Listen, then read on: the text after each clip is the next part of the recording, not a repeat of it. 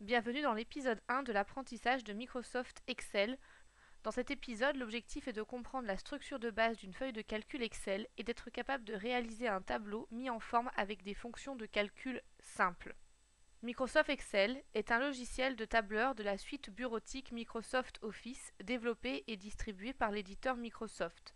Le logiciel intègre des fonctions de calcul numérique, de représentation graphique, d'analyse de données, notamment de tableaux croisés dynamiques, et de programmation, laquelle utilise les macros écrites dans le langage VBA, Visual Basic for Application, qui est commun aux autres logiciels de Microsoft. Excel utilise des fichiers portant l'extension XLS ou XLSX à partir de la version 2007. Lorsque vous souhaitez enregistrer un document, vous avez la possibilité de l'enregistrer en tant que classeur Excel classique version 2007 ou en tant que version compatible avec les versions inférieures de 97 à 2003. L'extension est ainsi différente. L'extension depuis 2007 est un point XLSX et un point XLS tout court depuis 97 jusqu'à 2003. Cette particularité est valable pour tous les autres logiciels de la suite Office. Chaque fichier correspond à un classeur, lequel contient des feuilles de calcul organisées. Chaque feuille correspond à un tableau de lignes et de colonnes pouvant contenir des valeurs, numériques ou non, ainsi que des formules permettant les calculs. Dans le vocabulaire de base, on distingue donc les cellules, qui sont les cases contenant du texte, un chiffre ou une formule. Chaque cellule du document a une adresse unique. Elle est déterminée par l'endroit où elle est située dans le tableau. Par exemple, la toute première cellule au coin supérieur gauche de chaque première feuille se trouve dans la colonne A, sur la première ligne, 1. Donc son adresse, qui est composée par sa position par rapport aux colonnes et aux lignes, s'appelle A1. La référence d'une cellule nous permet de réaliser des formules. Par exemple, dans la cellule A1, je tape le chiffre 125. Dans la cellule B1, je tape le chiffre 65. Ce qui m'intéresse maintenant dans la cellule C1, c'est de connaître le produit 225 par 65.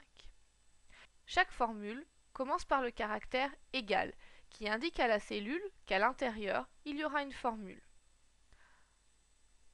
Et je vais simplement, en utilisant les adresses, spécifier que cette cellule sera égale à la valeur de la cellule A1 multipliée par la valeur de la cellule B1. Je valide et le produit est donc 8125. Maintenant, si je change à l'intérieur ma valeur dans la cellule A1, mon produit sera modifié automatiquement. Ce type de référence est appelé référence relative puisqu'elle est relative à la position de la formule.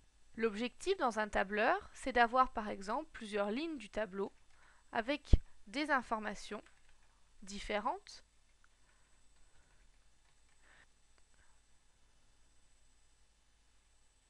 Pour réaliser le produit de la colonne A par la colonne B dans la colonne C, je pourrais recopier sur chaque ligne ma formule éditée précédemment. Imaginons que j'ai une centaine de lignes, cette opération peut vite devenir fastidieuse. Excel permet donc la recopie d'une formule à l'aide de la poignée de recopie qu'on distingue en bas à droite d'une cellule. Ainsi, quand je clique et glisse, je peux étirer ma formule et l'adresse deviendra relative, puisque dans la première cellule, j'aurai bien le produit de A1 fois B1, et dans la deuxième cellule, A2 fois B2, A3, B3, A4, B4, A5 et B5. C'est ce qu'on appelle une référence relative, puisque lorsque j'étire ma formule, celle-ci s'incrémente en fonction des lignes et des colonnes. Maintenant, autre problématique, il est possible que je ne veuille multiplier ma colonne A uniquement par cette valeur B1. À ce moment-là, si je précise toujours une adresse relative, sur la deuxième ligne, A2 sera multiplié par A2 et non par B1. Une nouvelle référence est donc appelée une référence absolue dans laquelle on va indiquer l'adresse exacte d'une cellule qui ne pourra pas être modifiée. Pour cela, il suffit d'ajouter le signe $ dans ma référence. Ainsi, en recopiant la cellule, celle-ci ne sera pas incrémentée et la formule se référera toujours à la même adresse.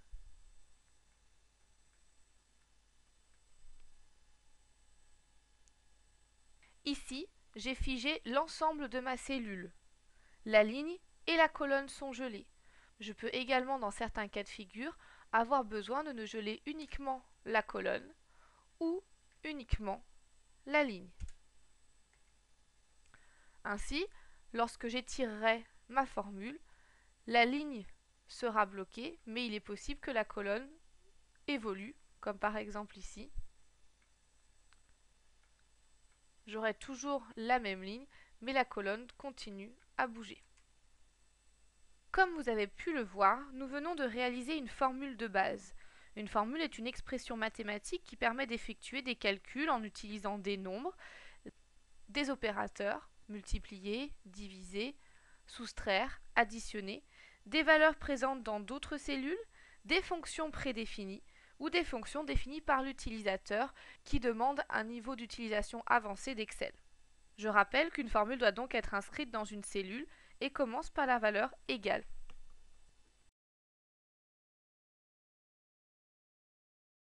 Nous allons maintenant voir les fonctions de base proposées par Excel.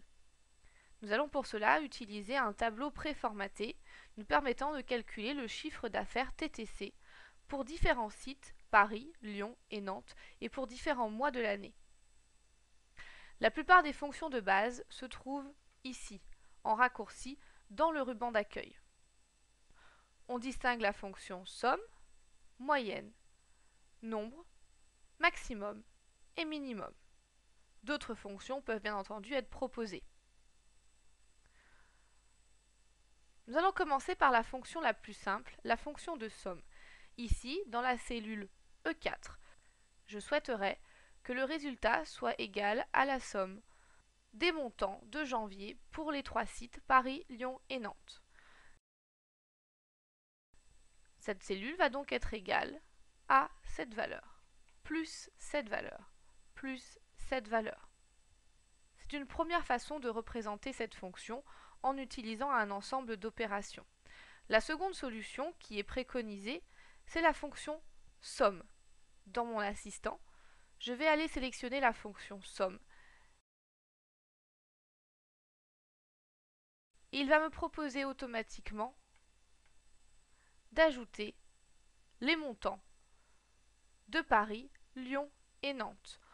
Au niveau du formalisme, il s'agit donc de faire la somme des cellules B4 jusqu'à D4.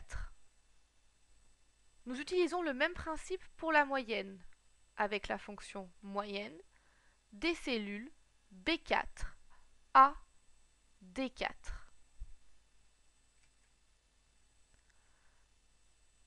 Et nous réalisons la même opération pour la fonction de maximum de B4 à D4 et de minimum de B4 à D4. Pour gagner du temps, je souhaite recopier ces valeurs sur l'ensemble de mon tableau. À l'aide de la poignée de recopie. Notez également qu'à chaque recopie, vous avez la possibilité de ne recopier que les valeurs ou de ne recopier que la mise en forme. Cette option peut être particulièrement utile lorsque vous avez mis en forme votre tableau et que vous ne souhaitez pas que la recopie des cellules vienne mettre à mal votre mise en forme. Vous choisissez alors de recopier les valeurs sans recopier la mise en forme. Par exemple, si je mets en rouge ma première cellule et que je recopie ma cellule, toutes les cellules seront mises en rouge. D'une manière très simple, je peux indiquer que simplement les valeurs et non ma mise en forme de cellule doivent être recopiées.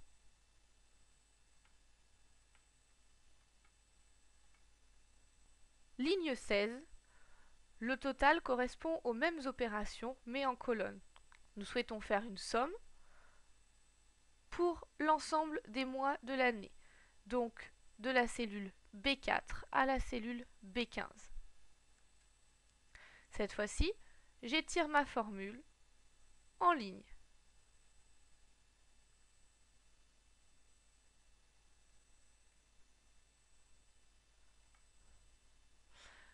Lorsque le signe dièse s'affiche, ce n'est pas que vous avez fait une erreur, c'est simplement que la taille de votre colonne est trop petite pour afficher l'ensemble du résultat. Vous avez donc simplement à agrandir votre colonne pour que vienne s'afficher le résultat de votre calcul. Ici, nous utilisons la fonction moyenne. En G16, la fonction maximum. Et enfin, en G15, la fonction minimum. Ce qui nous intéresse maintenant, c'est de comprendre la référence absolue. Dans le total TTC, je souhaite multiplier mon total hors taxe par le montant de ma TVA.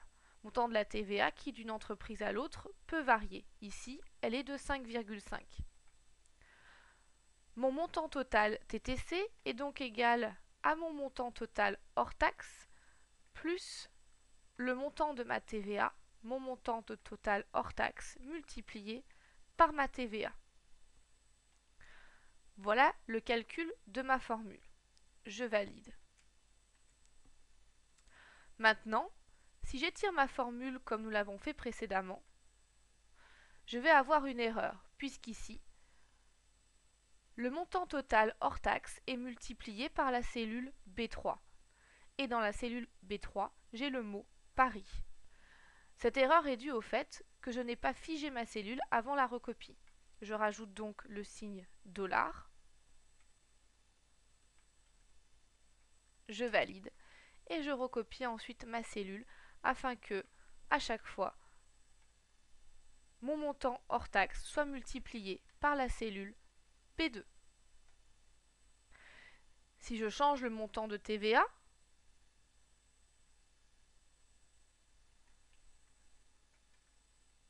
cela changera automatiquement mon montant total TTC. À titre d'exemple, on notera également que la somme peut se faire sur plusieurs plages consécutives. Par exemple, ici, le total hors taxe correspond à la somme de tout le site de Paris, de tout le site de Lyon et de tout le site de Nantes. Je pourrais donc très bien écrire cette formule en disant que la cellule E16 correspond à la somme de l'ensemble de ces cellules, point virgule de l'ensemble de ces cellules et de l'ensemble de ces cellules. J'obtiens le même résultat.